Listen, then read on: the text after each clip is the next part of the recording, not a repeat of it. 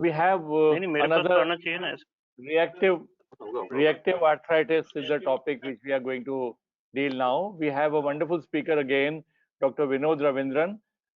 I request Dr. A.S. Devra to please introduce Dr. Ravindran, and we can go ahead quickly. Thank you, sir. So the last speaker of today is Dr. Vinod Ravindran, MD, FRCP.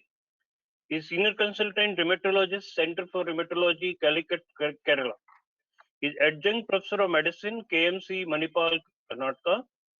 He has used publications. He has published more than 100 papers. He has published more than 75 abstracts. He has book chapters, 20 book chapters, and written 10 books. He has been awarded Nature Travel Award 2012 from Spain, Euler Scientific Travel Award 2007 from Spain, BSR Traveling Fellowship 2006 from UK. He is editor-in-chief and associate editor in various journals. So we are facing a very high-quality academician and appears to be a highly professional clinician, and he is going to speak to us on reactive arthritis. As we all know, the term itself suggests reactive arthritis is as a reaction to something happened in preceding few weeks, whether it is an infection or something else. But I don't think it appears to be so simple. You have to suspect the reactive arthritis, and there are criteria. So without wasting any time, I will not come in between you and the learned speaker. I would request Dr. Vinod Ravindran to start his deliberation. Dr. Vinod Ravindran, please. Hello. Yes, your slides are visible, Dr. Ravindran. Yes, your slides are visible. Yeah. So thank you very much to the organizers, Dr. Menawat sir and Dr. Devra sir for the kind introduction, and Mr. Sen for the logistical support. I think I bring greetings from Calicut in Kerala. We'll talk about this place some other time. So I'll just move on to the talk, which is reactive arthritis. Very interesting topic, and once again thanks to the organizers for allowing me to discuss this. So I hope that what has been discussed today throughout the day today is that as physicians, as clinicians, diagnosis remains one of the most important, or in fact the chief weapon for us, because everything starts with making or our attempts to make the correct diagnosis. So I will just start with a scenario. So this was a 83-year-old lady who presented to my clinic few years ago with acute, quite florid arthritis of 6 to 8 weeks duration. So I'll leave this with you, and at the end we'll discuss what was the diagnosis. When you consider anybody who's coming to your clinic with arthritis, it is important that we diagnose whether it falls into the green flag musculoskeletal disease or the red flag musculoskeletal diseases. Because when we diagnose somebody as green flag musculoskeletal disease, we are dealing with non-inflammatory varieties of joint pains, including fibromyalgia. Here, the drug therapy does not have an important role, but it's the patient education and the physical medicine rehabilitative measures which take precedence. As opposed to in the red flag musculoskeletal disease, which is typified by rheumatoid arthritis, also reactive arthritis, spondyloarthritis, where if we don't treat, there is going to be the damage to the joint and also the other organ system. So here, patient education is important, rehabilitative measures are important, but the most important is correct evaluation, exact diagnosis, and appropriate prompt drug treatment.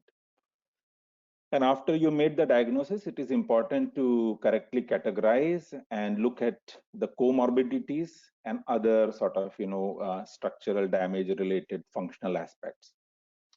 That brings me nicely on to the topic, which is reactive arthritis. Reactive arthritis is basically, to understand reactive arthritis, you have to understand the concept of spondyloarthritis. So spondyloarthritis is a group of disease where you have enteropathic, that is inflammatory bowel-related disease. You have ankylosing spondylitis. You have psoriatic arthritis. You have the juvenile version of the SPA, and you have undifferentiated spondyloarthritis.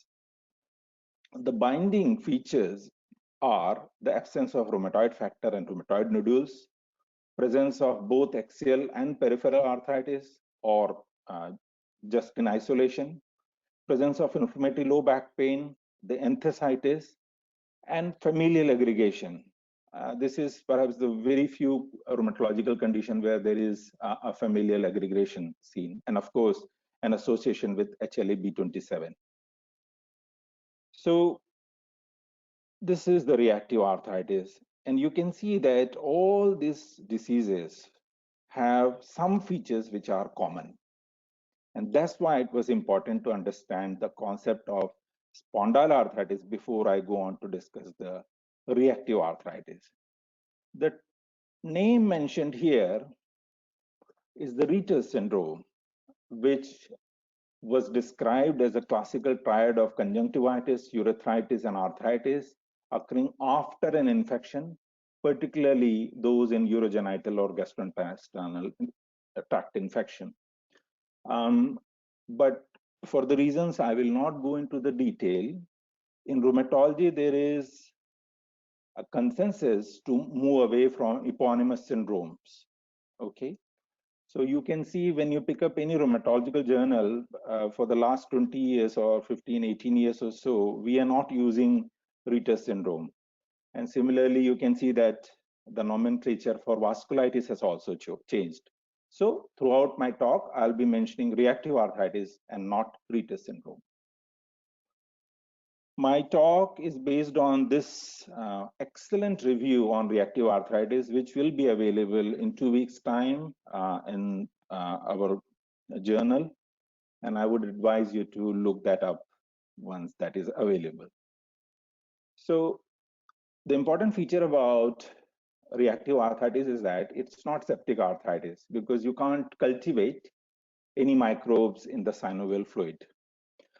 The antecedent infection is the hallmark of this disease. So in your history taking, you should be able to pick this up because there lies the clue that what you're dealing with is actually reactive arthritis, not a different form of arthritis. Identifying inciting infection can be difficult because after the infection, which may be subclinical or completely asymptomatic, it develops usually after 4 to 6 weeks. So even the history cannot be entirely relied upon sometime. So then you have to look at the additional clues, which I'll be talking in my talk further on. So these are the organisms which has got definite proven link with reactive arthritis. We know all of them: Chlamydia, Salmonella, Shigella, Yersinia, and Campylobacter jejuni. Okay. On this side, you have some organisms which has got probable links with reactive arthritis, and now you have case reports of post-COVID vaccination reactive arthritis emerging, but of course, I think it is too early to say that. The classical clinical presentation is the acute asymmetrical oligoarthritis, involvement of 1 or 2, 3 joints, large joints typically of the lower limbs. So here you can see that an acute monoarthritis of the knee developing 6 weeks after a typical infection. Then the other feature would be the inflammatory lower back pain, which will tell you that this patient has got sacroiliitis, involvement of the sacroiliac joint. So age of onset, mostly these are young males, and the pain will wake them up in the early hours of the morning. They can report alternating buttock pain. It's a pain which will be improved by the movement, but not relieved by the rest. And of course, they will report improvement with anti-inflammatory agents within a very short period of time.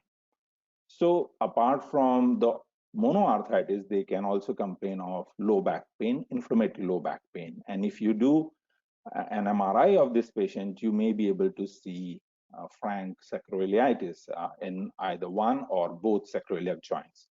And sacroiliitis is seen in about 1/3 of the patients who have reactive arthritis.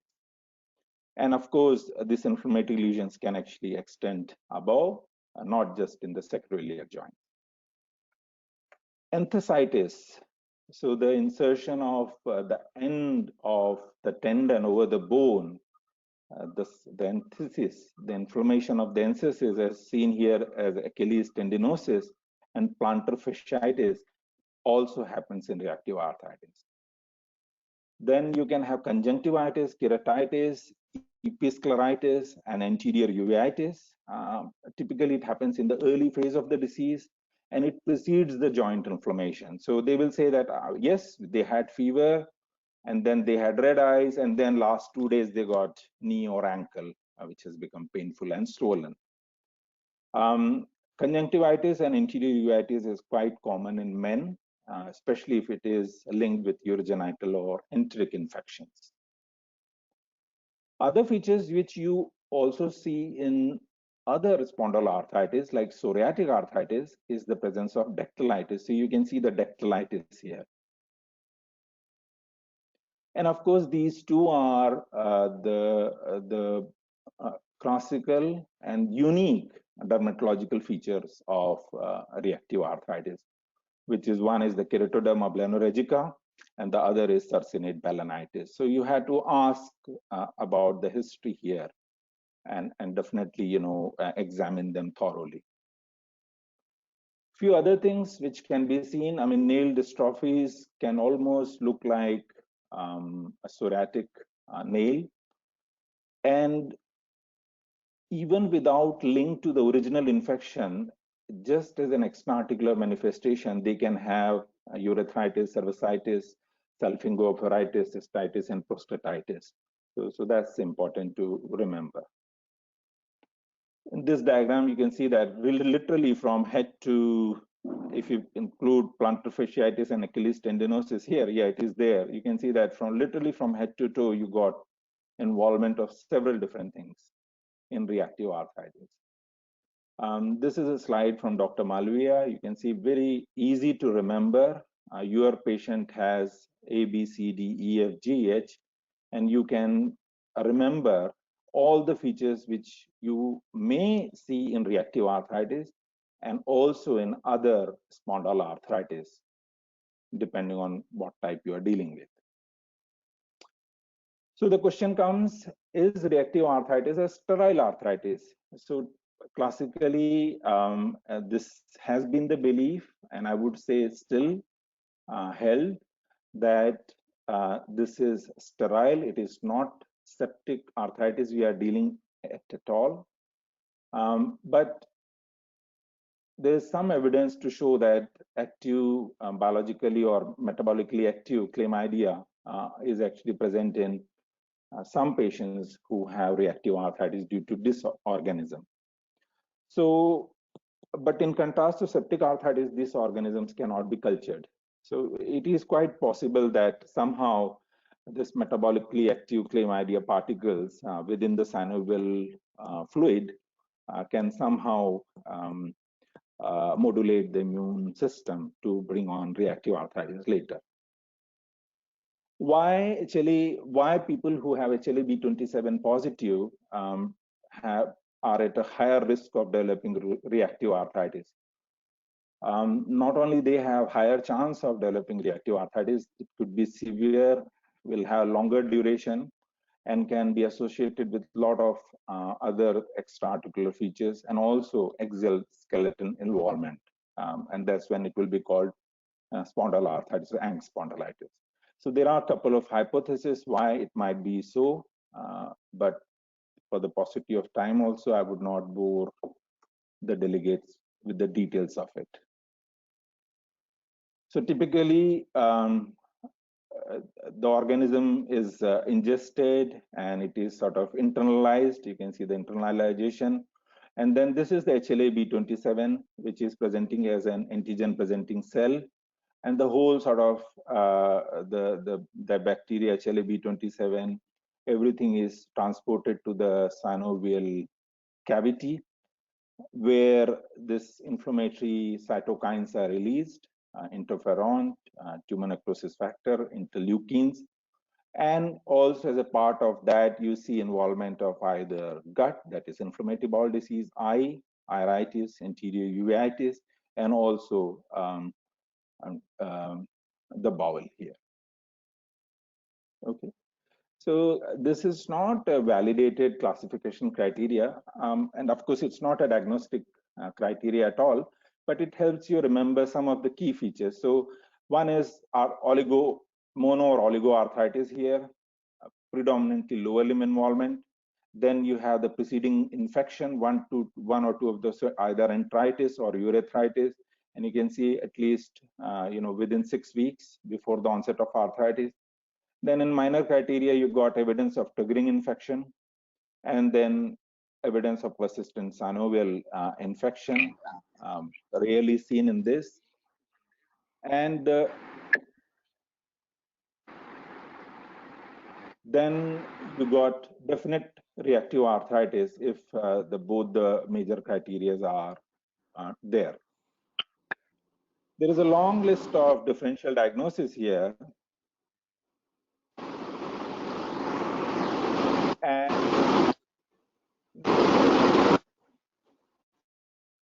okay, I'm getting some disturbance.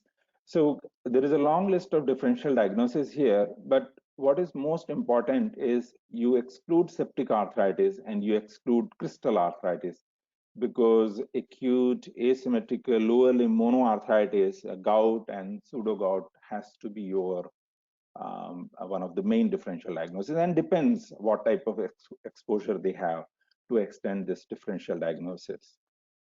One of the classical question is, what's the difference between post-streptococcal reactive arthritis and acute rheumatic fever? You can see that there is a difference in the age, lower limb involvement in PSRA as opposed to fleeting small and large joint involvement in acute rheumatic fever, absence of carditis in PSRA, inflammatory low back pain in PSRA, enthesitis here, and poor response to aspirin, which you will not see in acute rheumatic fever.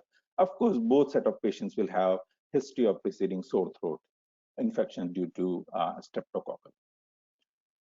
Coming to the management, very key, critical to understand that antibiotics do not have a role, because here you are not dealing with any active infection of the joint.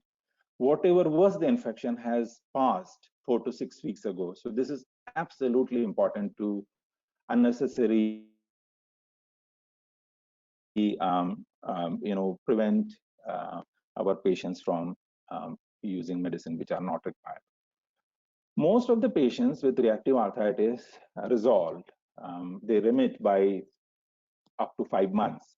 So the initial treatment is symptomatic. You give anti-inflammatory medications with PPIs. If it's 1 or 2 large joints or even some small joints, you can inject them with glucocorticoids. But if the large number of joints are involved, then you can consider systemic, that is oral glucocorticoids, and typically start with anything between 15 to 30, taper it down and aim for absolutely symptomless stage where you rapidly decrease and stop it. How do you know this patient is not going to fare well? So a chronicity of this condition is alluded to you clinically by anybody who has got high inflammatory burden, meaning lots and lots of hot and swollen joints, high ESR, high CRP, persistent of hip arthritis, HLA-B27 positivity, chronic gut inflammation, and of course the family history of SPAs by chance. So these are the factors which tells you that it might take a chronic course. And it is, in fact, 25% of the patients do progress to chronic spondyloarthritis of varying severity. So in which group you will consider disease-modifying therapy? So anybody who has persistent arthritis despite treatment, or somebody who has had it for more than 6 months. The drug you will use is sulfasalazine, because this drug has got the maximum evidence in reactive arthritis, but also methotrexate can be used. Once they achieve remission, they can be weaned off the drug after 3 to 6 months of the therapy. Cases where cases which are still refractory to all these things, then you consider biological agents. And the most sort of studied biological agent is anti-TNF agent called etanercept. So I got in my final 2 slides 8 tips for the non-specialist. Not that I consider myself specialist, but we all had to sort of do it. And this is a wonderful sort of table from the publication I mentioned earlier. So the first tip is patient may not volunteer a history of preceding infection. So you have to ask specifically what has happened, especially the genitourinary or gastrointestinal infection. Travel can expose them to different type of infections, which may be important. Especially with wide travel, you can see that viral infections here, and of course, infection related to hepatitis is quite common in India, chikungunya, arthritis. Pattern of joint involvement and extra-articular manifestation will guide your diagnosis towards reactive arthritis. So it is important to inquire about cutaneous, ocular, and of course, GU symptoms and manifestations. Now, as I said, the list of classical or causative infections has actually increased because now you got, even the intravesical BCG vaccination, tuberculosis also, Ponson's disease, and also, as I mentioned, COVID-19 vaccine-related reactive arthritis in inverted commas. Of course, they are all into consideration. So we had to think a bit more broadly. Clinically, it is important to exclude septic or crystal arthritis, absolutely critical, because the treatment are going in 3 different ways. Because if it is septic, treatment is completely different, crystals completely different, and of course, reactive arthritis, it is going to be completely different. Because of its multi-system involvement, a multidisciplinary input might be required. And as a clinician in charge, you can consider that. Antibiotics, of course, only for active infection, but no role for the reactive arthritis as such.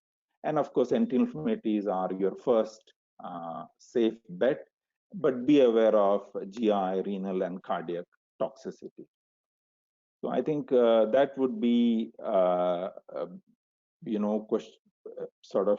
asking you again, what was your diagnosis?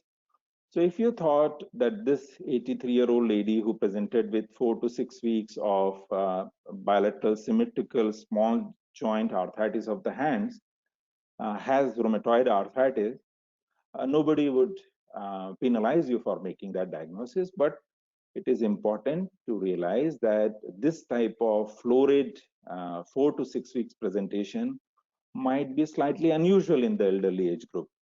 So anybody who does not fit into the pattern, elderly, atypical stomy presentations, always think of different diagnosis, where, like in this case, the lady had a hematological malignancy. So the point I'm making is reactive arthritis is a bit different from the typical arthritis you see in your day-to-day clinic. The history is absolutely important, and pointed history towards typical infections and typical extra-articular manifestations are absolutely important. And of course, in your differential diagnosis, septic and the gout are the two most important diagnoses to be excluded. So I think I'll leave you with that, and thank you very much for your patient hearing. Thank you. Thank you very much, Dr. Ravindran. Yes, a very quick and very short but very wonderful presentation. I have some questions here. What is the role of HCQS, hydroxychloroquine? It's a very commonly used drug in all these. Yeah. Sir, in reactive arthritis, there is no role of hydroxychloroquine. Because as I said, the first line of therapy for reactive arthritis is anti-inflammatory agents. And then, of course, you inject the joint, use systemic glucocorticoids. And if it is not going away and it's still sort of 5 to 6 months time, you consider sulfasalazine or methotrexate. So the key question is whether in the chronic phase, can you use the hydroxychloroquine along with sulfasalazine? I would say that it can be used, but definitely it has got no role in the acute phase. NSAIDs for a very long time do have all the problems. Which NSAID would you think would be the safest to be used when it is used to for 6 months time? Because using the active NSAIDs is a very difficult job to do. Yeah. Can paracetamol do the job? Paracetamol, sir, will not do the job because paracetamol, we know that it's not a strong anti-inflammatory agent. Anti-inflammatory now. So, so, so mostly what we will see is that, I mean, one practical way of dealing with this is to use a short course of anti-inflammatory agent, let's say for about 2 weeks, and assess the response. Okay, mostly they will get by intermittent course of anti-inflammatory agents, but of course, depending on the age and the comorbidities, you want to think, which anti-inflammatory you will be using. Classical is, of course, we have the longest evidence and comfort level with naproxen and indomethacin, so they can be used, but it does not mean that they can not be tried on other anti-inflammatory agents. If we are able to inject the joint, that actually is the most effective way of dealing with either one or two joints, because that leads to, that halts the disease. Other approach you can try is with anti-inflammatory. If the anti-inflammatory need is is there, you can inject intramuscularly the glucocorticoid, which will give them a sustained release of glucocorticoid as required, and it will minimize the use of oral anti-inflammatory agents. So several different approaches may be tried, but of course, uh, we do have patients where we need to use the systemic glucocorticoids. And considering everything, it may be equally safe or unsafe as anti-inflammatory agents. So what I mean to say that we got lot of choices nowadays. One very important thing which you have told today and which I would like to reiterate again, usually rest precipitates the disease. That is unlike any other condition where people, if they take rest, they get better. Any backache, which if it's precipitated by rest, possibly that clinches the diagnosis many times of reactive arthritis. I hope I have taken it correctly. You are absolutely right, sir. Because everybody in their lifetime is likely to have low back pain. And low back pain is so common, it is important to remember key features of inflammatory low back pain. So anybody who is young, who has low back pain for more than 3 months, wakes him up at early hours of the morning, alternating buttock pain. And as you said, most importantly, it's a pain with which the patient wakes up in the morning. Whatever pain, trouble we have, we sleep next morning, we are actually fresh. It does not happen in inflammatory low back pain. And once they start to sort of move about, they feel better and better. So as you said, that is very, very important feature. Thank you, Dr. Ravindran. You have been exclusive. I am so thankful that you have. I have one or two questions to ask. Yes, sir. As we all know, and you have quite deliberately explained, basically it is a diagnosis, that's a clinical diagnosis, though there is no test for confirming reactive arthritis. We all know about it. And most of the cases are self-limiting and they become all right. The problem arises after 2 or 3 weeks when the patient doesn't respond to the NSAID. And at that time, we start in terms of getting HLA B27 antigen done. And the facility for which is not available in tier 2 or tier 3 cities. So would you tell us under what circumstances and under what setting we should go for further evaluation in terms of HLA B27 and other tests? Yeah, sir. So typically it will resolve by 3 to 5 months. Right. But practically, as you said very correctly, 8 to 12 weeks time, if your patient is not being able to be weaned off the anti-inflammatory medications, or no benefit from a short course of oral glucocorticoids, that is perhaps the time you want to send for the HLA-B27. The results will be back in maximum 1 week's time, but it will it will allow you to tell the patient that because the results are positive, you are looking at a bit long duration of treatment. And then you can start thinking about adding the sulfasalazine, and maybe continue with the low dose glucocorticoid for a longer length of time. But the thing is, we may still be wrong, because there may be one odd case who may be having a still longer duration in, the Correct, sir. symptoms. Correct, Will sir. not it be a over treatment? Will not it be over treatment? Because once we start on sulfasalazine or any other disease modifying agent, there might be a confusion. So what I mean to say is, how long one should, how long one is justified in, waiting before we embark on to a specific 6 months. 6 months. That's what I said. 6 months. Yes. Right, because by 3 to 5 months, most of the reactive arthritis, if they have to resolve, would have resolved. Correct. Quite true. Yeah. That's great. Thank you so much. Thank you. Any Thank other you. questions? Thank you, Dr. Ravindran. Thank you very much, sir. Thank you for the time you have taken, and thank you for the effort. Wonderful and a very pleasant presentation, I can say. Thank you very much, sir. Thank you We very look much. forward for the further dance meetings. to Dr. Vinod, sir. There is a namaste. Thank you, sir. Thank you so much. Thank you very much. Namaskar. Thank you, sir. Thank you. With this, Thank we you, come to the end of the Conference of Knowledge Forum. We have had 2 days of marathon lectures with all the experts we could get out of, and we have shared so much of knowledge. I think my friends must have benefited tremendously with whatever they have heard, and certain wonderful presentations have been there in the last 2 days. Let's hope everything is benefited, everybody is benefited, and let's hope to meet again next year. Thank you very much. Thank you very much for the patient hearing.